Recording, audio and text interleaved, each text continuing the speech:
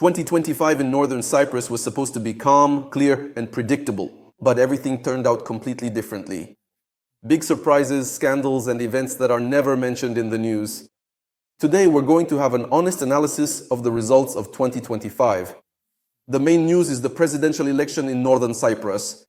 In the election on October 19th, Tufan Erhürman won, and we congratulate him on that. Meanwhile, the incumbent president of Northern Cyprus, Ersin Tatar, lost the election. Moreover, the ruling party was in complete shock and confusion over their loss. They were 100% sure they would win. I'll talk more about that later. This is very important information because it will help us understand how Northern Cyprus will develop further and why our prospects are so good. For the year 2026, which we will discuss further in this video, so make sure to watch until the end. What is the difference between the two candidates, the former president and the current president? Mr. Tufan Erhürman supports resuming negotiations on the reunification of the island, while Ersin Tatar, the previous president who lost the election and is no longer the president of Northern Cyprus, advocated for Northern Cyprus to be a separate state, which, by the way, is simply unfeasible and impossible under international law. As for why this is impossible, even though this was the direction taken during the previous 5 years of Ersin Tatar's presidency. As for when, how, and under what conditions Northern and Southern Cyprus might be reunified, we will discuss this in a separate video where we will talk about forecasts for the years 2026 and 2027. We will discuss where Cyprus is headed, how it will develop, what will happen with reunification, and what the prospects for development are.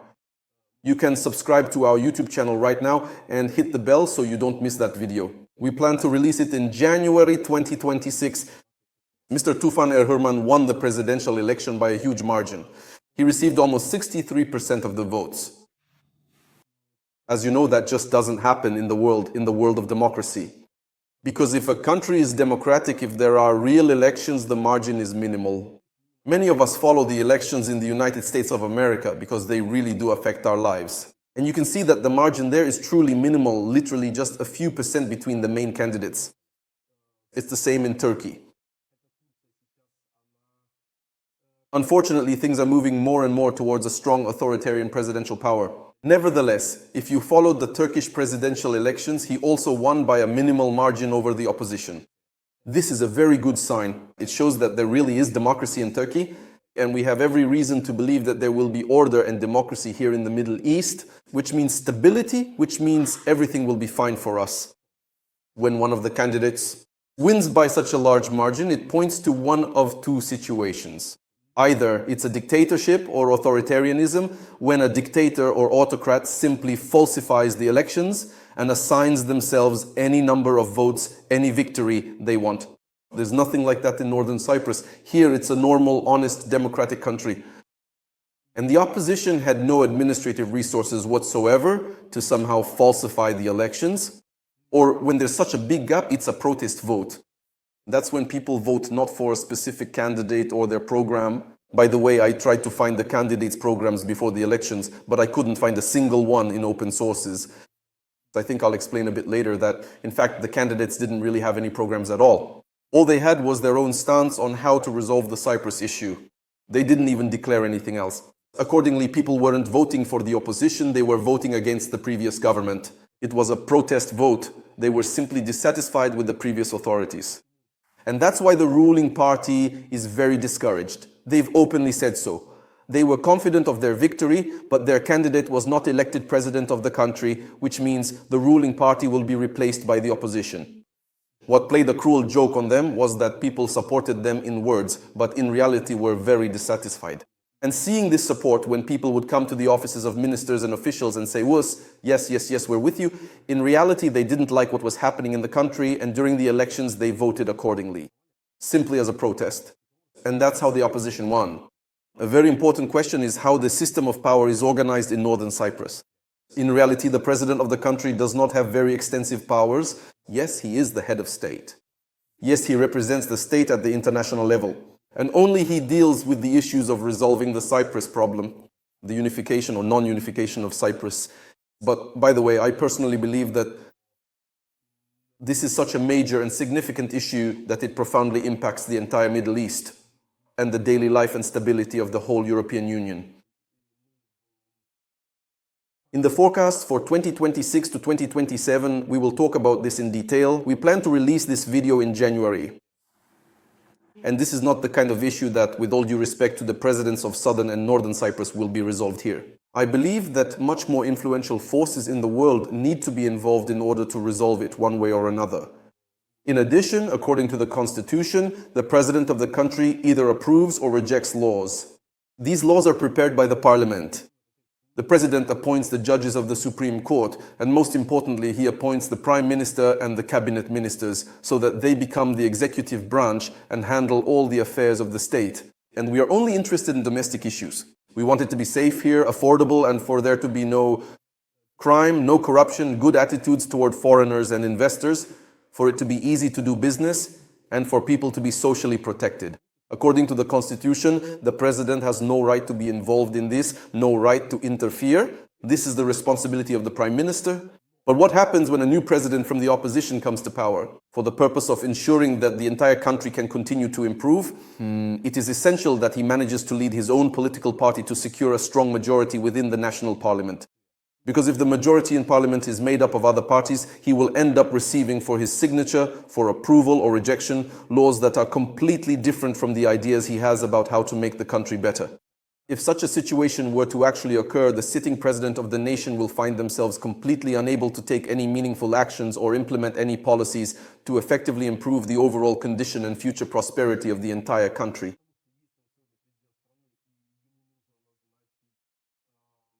He needs a prime minister and ministers from his own party so that they can promote the same ideas and improve the country in the same direction. For this, he needs his party members to be in parliament. And in order for them to have a majority in parliament, new parliamentary elections need to be held. Parliamentary elections in Northern Cyprus are scheduled for 2027. Accordingly, there is still a year and a half to wait, and for a year and a half the president won't be able to do anything. He started talking about early parliamentary elections and dissolving parliament.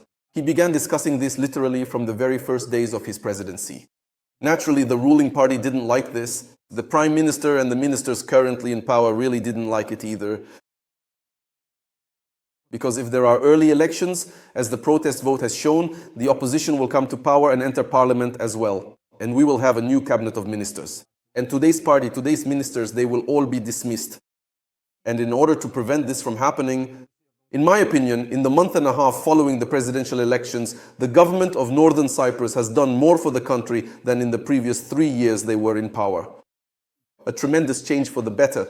And if in the first days after his election, in the first weeks, the president was saying, why should we wait until 2027? Let's hold early parliamentary elections. We're wasting time. We need to improve the country. People's lives should get better tomorrow, not in a year and a half. But now, he is already silent and no longer makes such statements. Why? We'll discuss this below. The next news is the meeting between the leader of the Turkish Cypriots, Mr. Tufan Erhurman, and the leader of the Greek Cypriots, Mr. Nikos Christodoulidis. Literally a month after the election results were announced, on November 20th they met and they agreed that they would work together on resolving the Cyprus issue, that Cyprus should be united. They want to involve the United Nations in this matter. They are ready to take joint steps. Such statements were made, and the international community, it sees this as the first serious step in many years, the first real step toward resolving the Cyprus issue. Moreover, in the previous month and a half, the new president of Northern Cyprus, Mr. Tufan Erhurman, has already proposed concrete steps, a specific roadmap, a detailed plan that is already being considered by the United Nations, which they are already discussing with his counterpart, the president of Southern Cyprus. And there are already active discussions taking place in the press. Overall, the president of Northern Cyprus has taken up this issue very actively. And we are closer than ever to the point where the issue of Northern Cyprus, the issue of the island's reunification, will truly be resolved. Give a like if you also support peace around the world so that all of us can have prosperity, security, and well-being. Next news. Let's go back to the beginning of 2025. The authorities of Northern Cyprus have actively started collecting taxes. Why is this news? Why is this even an event for Northern Cyprus? And why is it such a big surprise? Because, as you know, it has always been the case. Northern Cyprus survived solely thanks to aid from Turkey. The local authorities hardly paid any attention to taxes at all. And in general, most of our economy operates in the gray zone. It's like there's an embargo, it's unclear whether we even have an economy or not. But the country is closed off and sanctions have been imposed on it. And yet, we have more Range Rovers here than in London.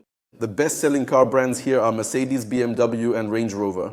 When I visit the UK or EU countries, I notice that there are far more expensive luxury cars in Northern Cyprus than, for example, on the roads of Germany, the UK or Poland. It's surprising, but the answer is very simple. I've already told you many times in previous videos that the economy of Northern Cyprus operates in a grey area. Very few businesses here actually pay taxes. But after the COVID-19 pandemic, there is too much unsecured money in the world. As a result, inflation. Inflation means rising prices. Prices have gone up. Plus, in 2022, a major continental war began in Europe. There are problems with energy prices. These problems won't be solved anytime soon. Accordingly, prices keep rising, rising and rising. In Turkey itself, there is currently an economic crisis. Massive inflation. The Turkish lira is falling like never before. Ever before. And I think that at some point the Turkish authorities advised the authorities of Northern Cyprus, we ourselves are in a difficult economic situation right now. We can't stop inflation. Try to hold out on your own for a while without our major support. You have businesses, you have the construction business, you have a huge part of the economy. In the real estate sector, in the tourism sector, in services, in education, there are casinos. In short, you have sources to get money from. Please start collecting taxes. But the authorities of Northern Cyprus have never been able to do this properly. And so they start collecting taxes, they start increasing the tax burden on businesses. How does business respond? Business raises prices to satisfy the interests of its constituents.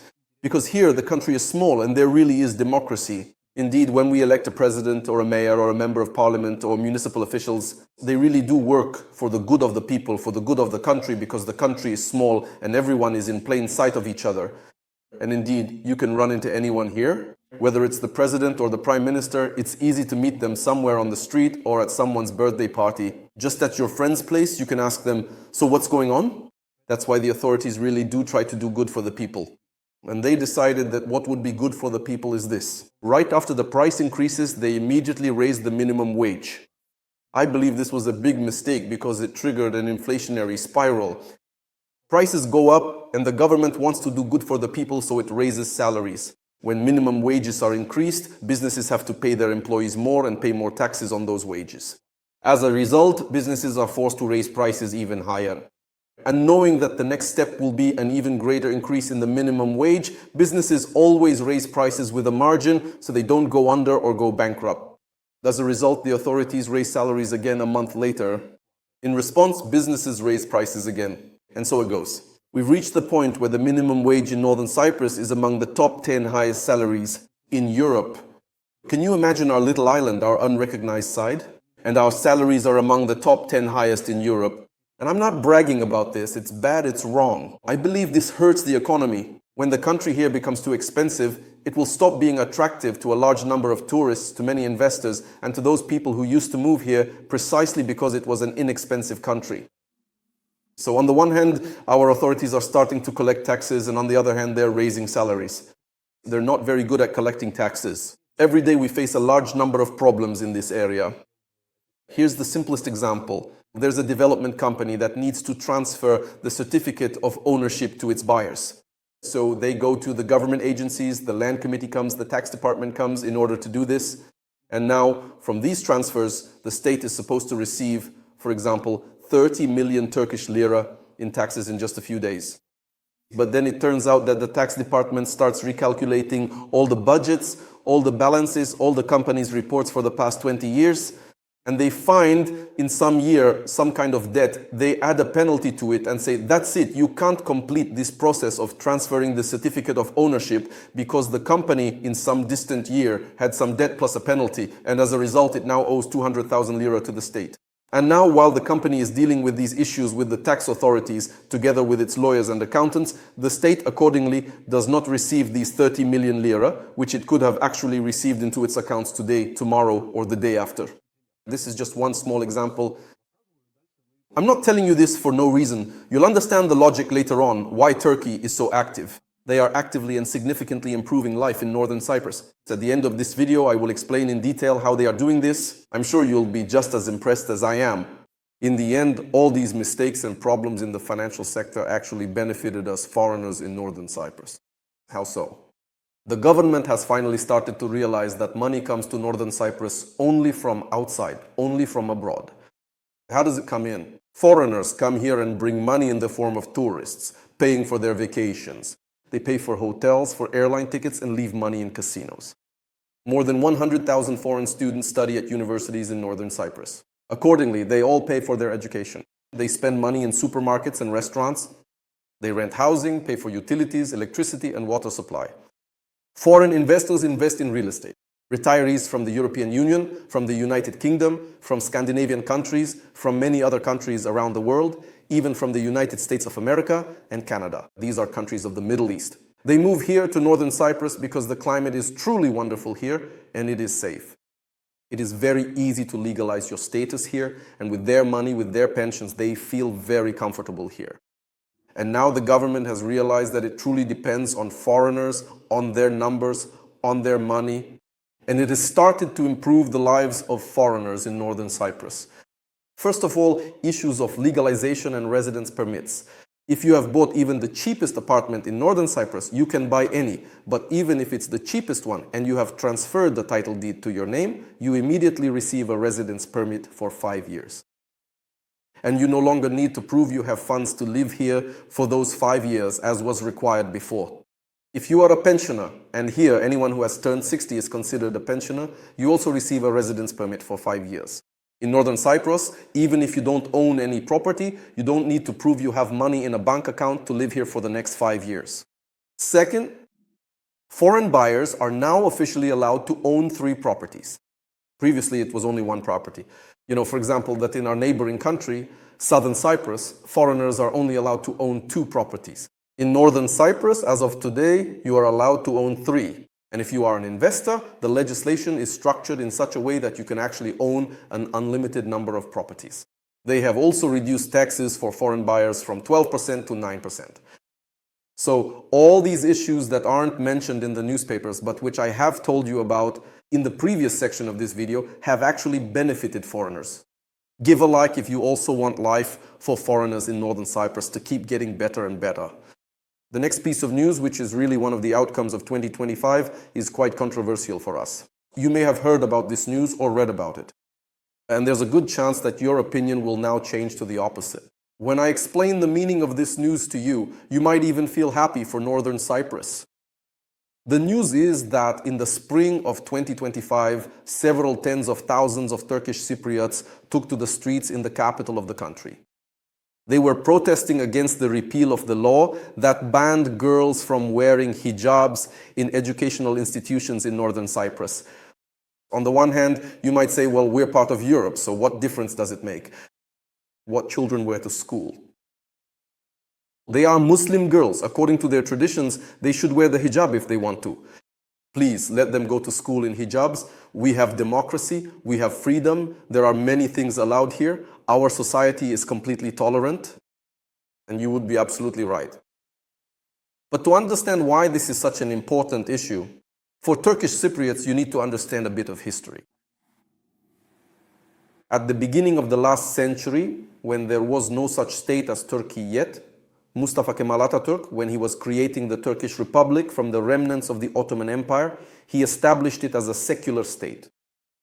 And as far as I understand, as I've heard from my acquaintances, friends, and companions from Turkey, in Turkey, religious people, religious women, were not allowed to hold high positions, for example, in government service. They were not allowed to receive an education. For example, when I came to Cyprus in 2003 at the university, students, friends would point out girls in hijabs to me. And they would make comments, even though I hadn't asked, I knew nothing about it at all. They would comment that these girls couldn't get an education in Turkey, so they came to Northern Cyprus. Over the past 20 plus years, the situation has completely changed. Today, Turkey is moving toward Islamization. And in Turkey itself, the ideas of Mustafa Kemal Atatürk, the man who founded the Turkish Republic, who was greatly loved and respected there, today those ideas are already being heavily criticized. In Northern Cyprus, it's the complete opposite. Here in Northern Cyprus, the ideas of a secular state are strongly defended, as are the principles of separating state and religion. And they strongly support these ideas, the ideas of Mustafa Kemal Atatürk. Turkey, which completely supports Northern Cyprus financially. In material terms, it makes an effort. It also tries to promote its own ideas here, including the idea of the Islamization of society. And it is precisely against this idea of Islamizing society that Turkish Cypriots are protesting. A few years ago, Turkey also tried to implement a judicial reform here. And the Turkish Cypriots took to the streets in protest, and the judicial reform that was being imposed from Turkey did not go through. Today, the judiciary is completely independent and functions excellently. It is a branch of power in Northern Cyprus. This is very important in a legal democratic society. This is very important for our bright future, yours and mine, here in Northern Cyprus. And it is also very important that Turkish Cypriots, despite receiving funding from Turkey, still stand up for their rights. Yes, indeed, any girl can wear a hijab or not wear a hijab, or she can wear any other clothing she likes. It seems that as we are in a democratic society, we all have the right to these freedoms. But on the other hand, for Turkish Cypriots, this is it's a sensitive issue, a very painful issue. They do not want the country to follow the path of Islamization. So, despite the fact that there is very strong pressure from Turkey, and despite the fact that, for example, our Minister of Internal Affairs is from Turkey, he is not a Turkish Cypriot. I will explain why this is important and why it is actually a good thing, and I will talk about it later in today's video. Nevertheless, Turkish Cypriots, at least for now, have defended this idea. And as of today, we still remain a secular state. Turkey sees these massive protests. It sees that it can't do anything about it. Our president is from the opposition, unlike the previous president who was completely loyal to Turkey. So in this matter, the Turks, the Cypriots, our society, you could say, has won. I'm sure they won't let this victory slip away. And furthermore, Northern Cyprus will continue to remain a secular state. I hope I was able to explain everything clearly to you. If you have your own thoughts on this matter, please write them in the comments. We will be happy to discuss it under this video. I in no way want to suggest that any religion or any cultural traditions of the country should be oppressed. I've explained to you why Turkish Cypriots feel this way about it. Please share your opinion in the comments. We will discuss it carefully, keeping in mind that matters of religion are always very sensitive, and we need to be very respectful in this regard. Next news. As far as I understand, but this is my personal opinion, the Turkish authorities do not really believe that they can make the lives of Turkish Cypriots much better, as they want to do. Because there is a human factor. Because here we all know each other. Everyone is one another, relatives and acquaintances. Nepotism is thriving in the country. Whether that's good or bad, I don't know. Write in the comments as well, is nepotism generally a good thing or a bad thing? In the good or bad sense of the word, that everywhere there is a human factor. But when there is a human factor, when it's almost impossible to fire a government official from public service, accordingly, we can't really influence them in any way. We can't get them to carry out orders properly and on time. If orders aren't carried out properly and on time, then life won't get better. It will get worse. Let's take, for example, a traffic accident. Unfortunately, in Northern Cyprus, up to 80 people die in road accidents every year. That's a very large number. I understand that maybe in EU countries there are far more traffic accidents, but for Northern Cyprus, I think that's an enormous figure. Why does this happen? Because there are no serious punishments. Because everyone is related or knows each other. The police are very lenient and forgive minor offenses, some minor offenses. If there were very large, serious fines, if people lost their driver's licenses, for example, for driving under the influence, then people simply wouldn't drive while intoxicated, and there would be fewer traffic accidents. So what did Turkey decide to do? They decided to automate this issue. And they installed cameras with artificial intelligence on the roads of Northern Cyprus so that the camera could detect violations. Not alcohol use yet, of course, but at least speeding, at least talking on a mobile phone while driving, at least eating while driving, which distracts from driving, or drinking while driving, at the very least not wearing a seatbelt. These are the kinds of issues we're talking about. Maybe even driving without headlights on. And in theory, this system is supposed to send fines directly to the driver's mobile phone, and the driver is supposed to pay these fines. The local residents were outraged. and Turkey had to temporarily disable the already installed cameras. And they decided that they would gradually, step by step, implement this issue anyway. But I believe that these innovations should be introduced gradually, step by step, so that Turks and Cypriots can get used to it. But if our system of punishment and control works automatically, if it's done by robots and not people, then the percentage of these penalties being enforced will be much higher. Fines will be sent out, fines will be paid, and people will drive much more carefully. I even know this from my own experience when these cameras were installed. If before, I knew that if the speed limit sign said 75 kilometers per hour, you could still drive 75 to 80 kilometers per hour. After the cameras were installed, I never go over 60 to 65 kilometers per hour. I never drive faster than that on this stretch anymore. And in any case, that's much safer for everyone on the road. There was a big problem in Northern Cyprus, and I've mentioned it more than once. Insufficient street and road lighting. When there isn't enough lighting on the streets and roads naturally, again, there's a higher chance of getting into a traffic accident. This year, finally, different branches of government and various state departments sorted out among themselves who is responsible for which section of the roads. And the great news is about the roads. They are finally being lit much better than before. I really hope that thanks to better road lighting, we'll have far fewer traffic accidents. Although, still, I believe that pedestrians themselves should also take safety into their own hands. Just last night, I was coming home late from the office and was surprised to see someone who, instead of using an umbrella, had completely covered themselves with a black garbage bag. And for some reason, he was walking on the road instead of the sidewalk. And some driver just wouldn't have seen him because in the dark, a person in a black bag blends in with the rest of the darkness of the night, and he could have easily been hit. That's why I believe it's the responsibility of both drivers and pedestrians. But the fact that the authorities are introducing cameras with artificial intelligence and that they've improved street lighting will, in any case, help us avoid a large number of casualties on the roads.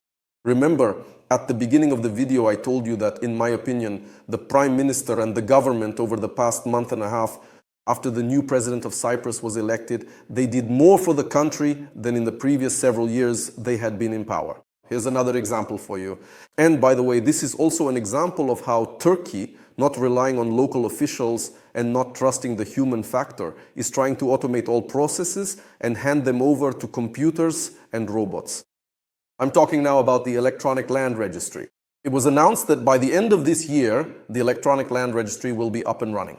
This way, any real estate transactions, buying, selling, transferring to someone, possibly inheritance, checking information about sellers, in general, any services related to real estate properties will be available online without the need for physical presence at government offices. It eliminates bureaucracy, saves time, and makes transactions transparent, reliable and secure. I'm not 100% sure that the Electronic Land Registry will be operational by the end of 2025. But even if it takes the authorities another 6 months or even a year to digitize the entire land fund, the entire real estate fund of the country, we can see that already there are teams working on this. I don't know if these are local teams or if they were brought in from Turkey. In every district land committee, these people are already there, they're already working and trying to deliver this result by the end of the year. But even if it takes us another 6 months or even a year, in any case, it will be a huge step forward that will greatly improve and simplify the lives of Turkish Cypriots, reduce the burden on government officials involved in real estate market issues, and also help, as I mentioned earlier in this video, help to solve the issue of tax collection without the human factor, when an official makes a mistake and, as a result, a huge amount, millions of Turkish lira, are lost. Today, the state simply loses out because an official made the wrong decision. My friends, please also write in the comments under this video, if you were the Prime Minister of Northern Cyprus, what would you do to make our lives better? We look forward to seeing you in the comments. Let's discuss. I'm sure it will be interesting. The next news is that Prime Minister Ünal Ustel announced that the authorities now want to provide services to the public with higher quality, more quickly, and with guaranteed results. To achieve this, as I understand it, they decided to establish a new government body called the Center for Communication and Monitoring of Public Services. It operates under the Prime Minister and is abbreviated as BIMER. The purpose of this center is to allow any citizen to bring their complaint, suggestion, or come with any problem they have. Directly to this center, under the Prime Minister, they can submit their application at a single window, and this center will track the progress of the application or file until the result, and finally report back to the citizen that their issue has been successfully resolved. In this way, as I understand it, the Prime Minister wants also to fight bureaucracy and nepotism so that our lives become better, for which he deserves great thanks. The next news is that several raids were carried out in Northern Cyprus by the police and the army to identify illegal immigrants, find any prohibited substances, locate people hiding from justice, and uncover channels for smuggling weapons into the country. You know, Northern Cyprus is one of the safest places on the planet. The crime rate in Northern Cyprus, just so you understand the numbers, is officially 5 times lower than in Antalya or 10 times lower than in Barcelona. So it really is very safe. But in order for the country to become even safer, for us to be an example of a safe, reliable, and comfortable place for the whole world, and to make sure this situation doesn't get worse, these raids have finally started. They are very effective, and I fully support them. If you would also like to live in a safe and comfortable country, give this video a like right now. You can even give it 2 likes. Did you do it?